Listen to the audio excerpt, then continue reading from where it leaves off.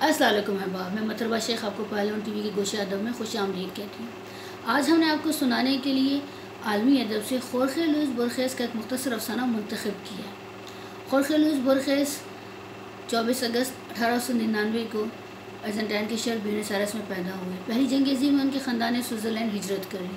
ان کا انتقال بھی سوئٹزرلینڈ کے شہر جنیوا میں ہوا 86 برس کی عمر میں۔ لوئس کو 20ویں صدی کے اہم اور غیر معمولی افسانہ نگار کے طور پر جانا جاتا ہے۔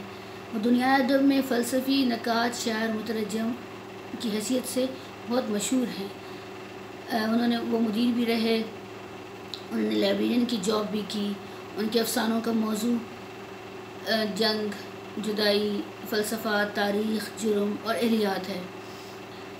لوئس جو ہیں وہ 40 سال کی عمر میں بصارت سے محروم ہو گئے تھے۔ اس کمی نے لوئس کے تخیل کو مزید گہرائی بخشی اور ان کے افسانے ایک خاص قسم کا تاثر جو ہے وہ پیش کرتے ہیں، جنگ کے حوالے سے بھی، انسانی نفسیات کے حوالے سے بھی، فلسفے کے حوالے سے بھی۔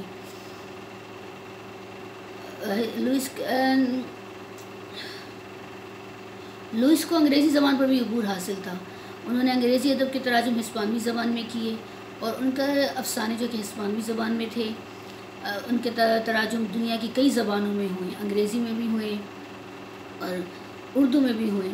اردو میں کہانی کار، ناول نگار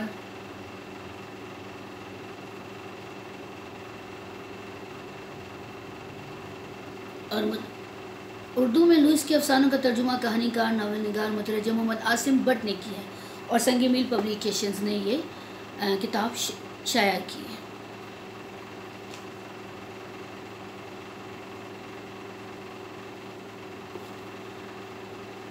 لوئس کے افسانوں کا ترجمہ دنیا کی کئی زبانوں میں ہوا ہے، انگریزی میں بھی ہوا ہے اور اردو میں لوئس کے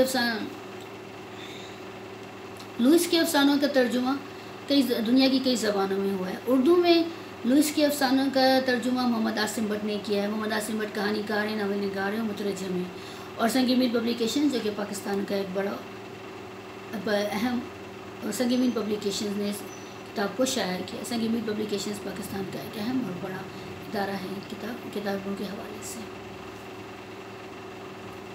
لوئس کی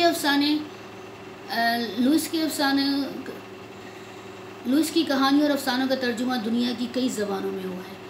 اردو میں لوئس کے افسانوں کا ترجمہ محمد عاصم بٹ نے کیا ہے۔ محمد عاصم بٹ کہانی کار، ناول نگار اور مترجم ہیں اور اس کہانیوں کے مجموعے کو پاکستان کے سب سے بڑے پبلشنگ ادارے سنگ میل پبلیکیشن نے شائع کیا ہے۔